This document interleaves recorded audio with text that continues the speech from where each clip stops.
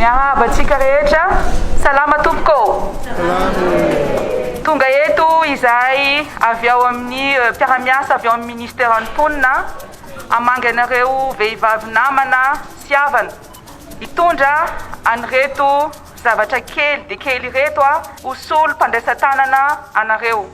Tonga eto izahay ary manome toky sahady fa hiezaka anakaiky anareo bebe kokoa hatrany. Koa raiso ampitiavana tompoko reto zavatra kely atolotsay anareo ireto. Aorinan'ny fanolorana an'ireto zavatra kely ireto dia isy ny fiainona ny etaeta sy ny sosokevitra avy amintsika tsirairay avy izay iarahana amin'ireto mpiara-miasa ireto. Koa dia mankasitraka tompoko ary miraro soatsika hatrany.